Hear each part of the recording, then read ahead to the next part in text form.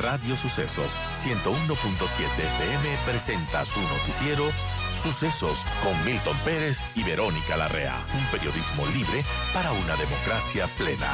Los hechos y las opiniones de los sucesos que marcan nuestro tiempo.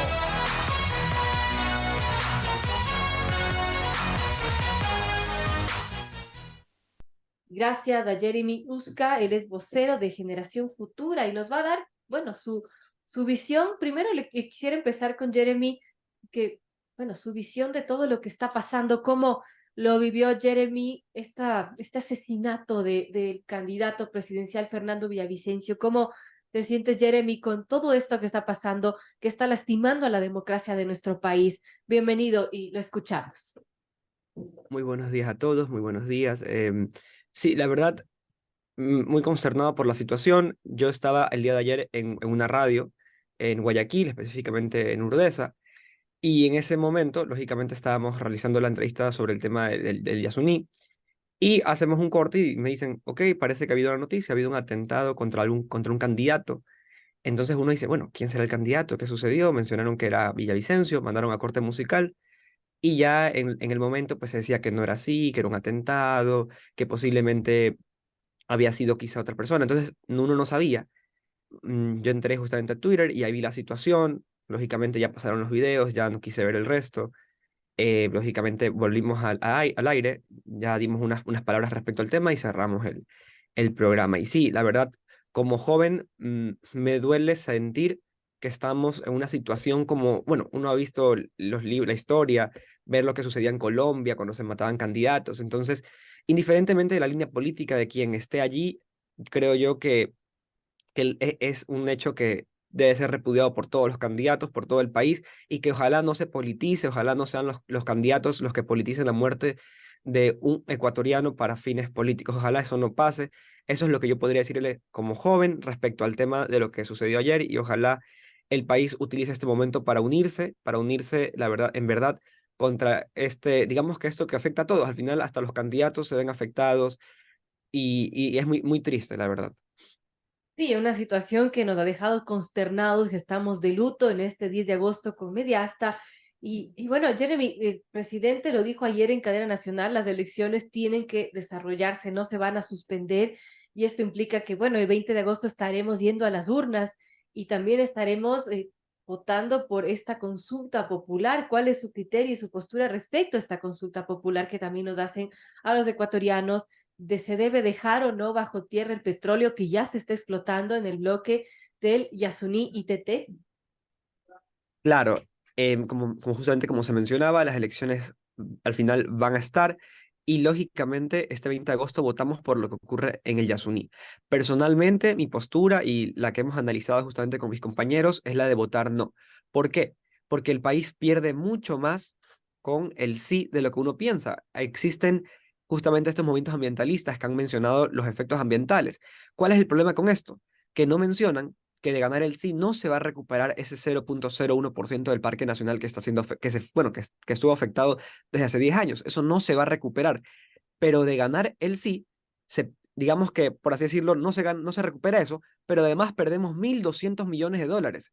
¿Ya? Y para que la gente lo entienda, 1.200 millones de dólares es el equivalente el presupuesto, al 90% del presupuesto anual de la Policía Nacional. Entonces, es un número fuerte que la gente quizá no lo está considerando, pero de un día al otro perder ese ingreso para el país podría ser perjudicial no solo para, digamos, que las comunidades que habitan en el Yasuní, que lógicamente perderían sus empleos, sino también para el resto de ecuatorianos que dependemos de cierta forma de los recursos petroleros que van a la educación pública, que van a la salud pública, que van al resto de servicios del Estado, que por más deficientes o no que sean, terminan beneficiando a una gran parte de ecuatorianos que dependen de esos servicios básicos.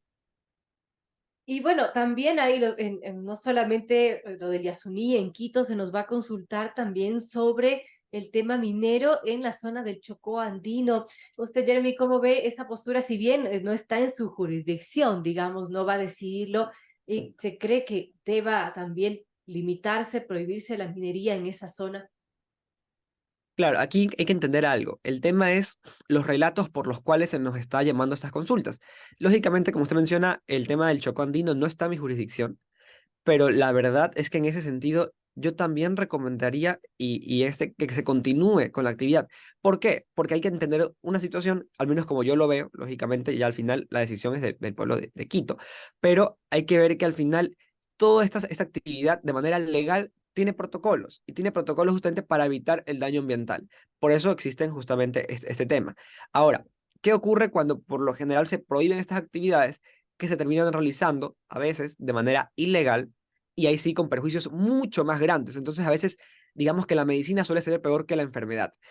Ese, lógicamente, no es el caso en el que yo podría, digamos, que darle más explicaciones, porque al final, como usted mencionó, no es mi jurisdicción, pero mi recomendación sería en este caso analizar si se están cumpliendo o no protocolos ambientales y si sí está haciéndose, entonces no habría por qué paralizar una actividad que legalmente produce recursos, no solo, digamos que como es el caso del Yasuní, que produce para todo el país, pero también hay que ver los beneficios locales que tiene para las comunidades que habitan alrededor y que terminan beneficiándose a veces del empleo que estas empresas terminan produciendo.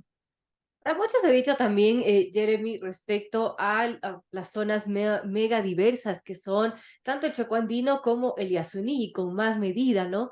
Y quizás también se ha dicho que desde el argumento de que los que están apoyando a dejar el petróleo bajo tierra, que se debería reemplazar todos estos ingresos con turismo, con un turismo ecológico, responsable y promover realmente esa biodiversidad y esas maravillas que tiene nuestro país en cuanto a la naturaleza. Entonces, ese es uno de los argumentos que, bueno, que están frenando que se siga explotando el bloque ITT. Claro, el tema del ecoturismo suena muy bonito, la verdad. A mí me gustaría justamente tener esa oportunidad de tener un país con ecoturismo. ¿Cuál es el problema con todo eso? Que para realizar una transición hacia una economía menos dependiente del petróleo y más dependiente del ecoturismo, se necesitan recursos. Y esos recursos el país en este momento no los cuenta. Y la única manera, si queremos, en realidad, que de aquí a 20 años el Ecuador pueda hacer esa transición, es con recursos petroleros. Y eso lo digo, y esto es algo que la gente tiene que entenderlo porque se quiere hacer pensar que el Ecuador puede de un día al otro renunciar a sus recursos petroleros y pasar a una economía verde. Eso no es así y no ha funcionado así en ningún país del mundo. Es decir, si quisiésemos cambiar hacia ese tipo de economías, necesitaríamos un largo tiempo hasta ir comenzando a adaptarnos. Y esa adaptación sí se puede hacer, pero se puede hacer justamente como se plantea originalmente, que es decir, los recursos petroleros tienen 20 años para agotarse, al menos en el bloque 43. Entonces, perfecto, sigamos explotándolos, sigamos sacando los recursos necesarios y con eso, mientras van disminuyendo, vayamos transicionando, pero no hagamos la irresponsabilidad de sacrificar el presente y el futuro de la mayoría de ecuatorianos por una idea que al final no se puede hacer, que es inviable al corto plazo. Bueno, eso suena bastante lógico, esta postura que nos da Jeremy Usca a esta hora, a las 7:28 de la mañana. Jeremy es estudiante de Economía de la Universidad de Espíritu Santo de Guayaquil, también es vocero de Generación Futura y bueno, nos está dando su postura y los argumentos de por qué cree que se debe votar no en esta consulta popular. Como mencionamos, las elecciones no se van a suspender pese a todo lo que ha ocurrido. eh, y bueno, los ecuatorianos vamos a estar sí o sí el 20 de agosto en las urnas, no solamente eligiendo presidente, vicepresidente y asambleísta, sino también votando por esta pregunta, si queremos o no dejar el petróleo bajo tierra y si queremos también, al menos en Quito, que se prohíba la actividad minera en la zona del Chocó andino.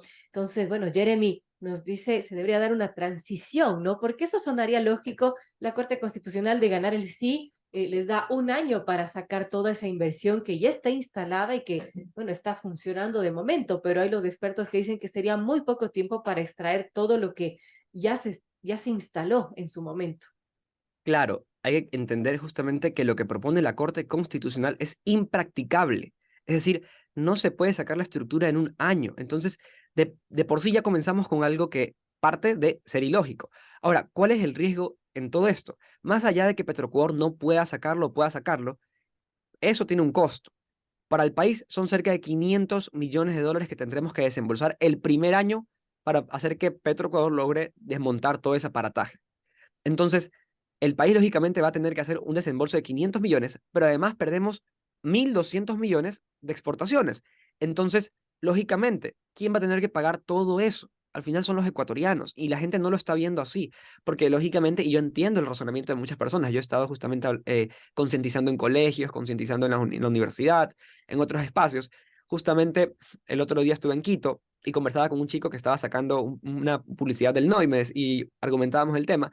Entonces, y yo entiendo que la gente dice, bueno, pero al final la corrupción, todo esto, que se escapa de las manos, y bueno, algo que yo puedo decir es que indiferentemente de si el Estado, y me refiero al final de, ¿cómo se llama?, del Estado Nacional, de los municipios, que no utilizan quizá bien o malos recursos, pero al final, sea como sea, no podemos pensar que una industria que ha producido tanto de manera eficiente para el país, cumpliendo con los protocolos ambientales, hay que castigarla por el incumplimiento quizá de las autoridades a nivel local. Es decir, tenemos la ley 10, la ley 40, la ley amazónica, que proveen de estos recursos justamente a las comunidades. Y al final, estos recursos van para hacer obra pública. Y sí, quizá pero al final, y uno puede ir a esas zonas, ellos mismos mencionan cómo ahora tienen escuelas, cómo ahora les llega justamente todos estos recursos que antes no tenían, hablo de recursos básicos.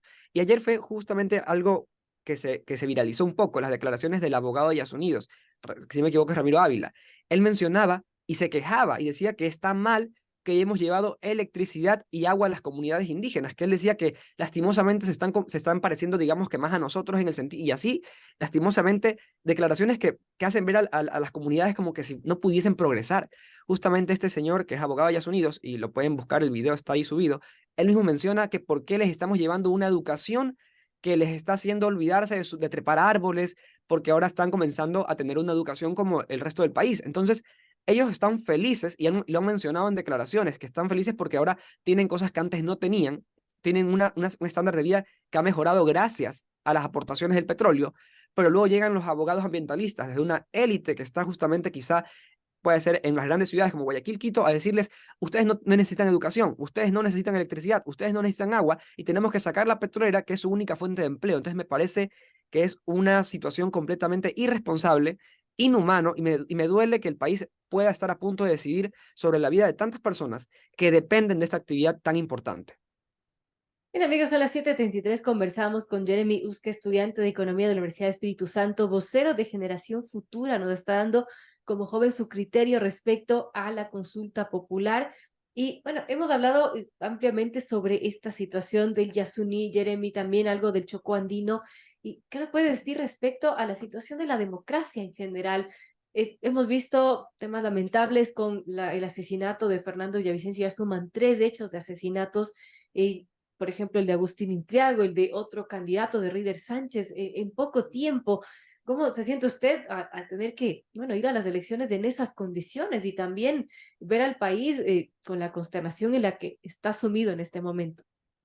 Bueno, como mencionaba al inicio, la verdad es que más que todo como joven, yo digo, bueno, al final tengo 22 años, como mencionaba, de aquí a 20 años, ¿dónde quiero ver a mi país? Es decir, sí me duele porque yo digo, bueno, indiferentemente de la posición política, al final era un candidato como cualquier otro que tenía el derecho de hacer su campaña, de continuar, y al final se apagó justamente su candidatura, se apagó él, pero más allá de eso, muere un ser humano, muere otro ecuatoriano, y no solo es justamente Fernando Villavicencio, estamos hablando de otros candidatos, y no solo los candidatos, sino cuántos ecuatorianos mueren día a día en las calles, y para eso, lastimosamente, indiferentemente de quién gane, yo no creo que esto se solucione quizá con el nuevo presidente, yo creo que eso se soluciona cuando la ciudadanía entienda verdaderamente que hay que unirnos, indiferentemente de la posición, sea de un lado, sea del otro, por el país, como ha ocurrido en otros países donde la gente se ha unido verdaderamente, y no pensar que esto es contra el presidente o contra tal candidato o contra tal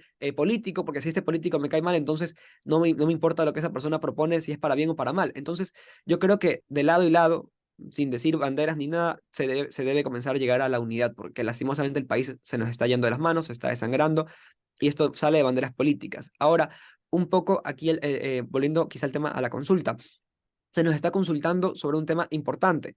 Y justamente esto lo relaciona un poco, porque al final, históricamente, esta clase de consultas, la gente no las ha reflexionado tanto, sino que el enfoque se suele centrar en quién está en el poder para decidir sobre el tema de las consultas. Yo creo que esta es una gran oportunidad para ver a la consulta como una manera de que la gente reflexione su voto, separado del tema político, porque indiferentemente de quién gane, lastimosamente, ahorita tenemos elecciones presidenciales y esas elecciones presidenciales van a continuar y el resultado va a afectar el futuro quizá en 16, 18 meses, que es lo que dura justamente la presidencia temporal que tiene que haber en este periodo.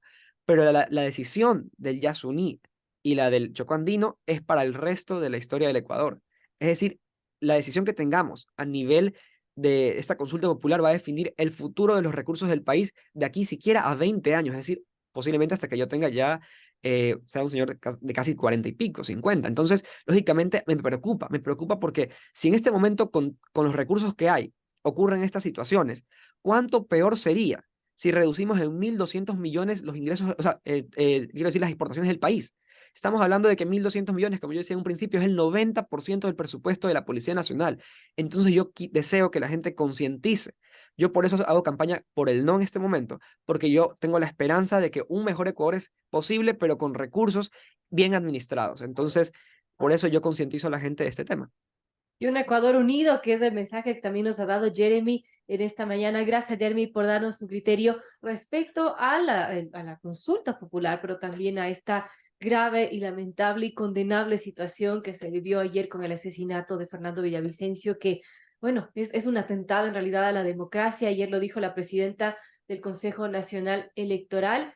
Y bueno, repudió este acto, condenó este acto y también mencionaba que las elecciones generales para este 20 de agosto se mantienen inalterables en cumplimiento del mandato constitucional y también mencionaba que se va a redoblar los esfuerzos en todo el territorio nacional para que se resguarden los recintos electorales y los ecuatorianos podamos elegir con seguridad. Esperemos que así sea.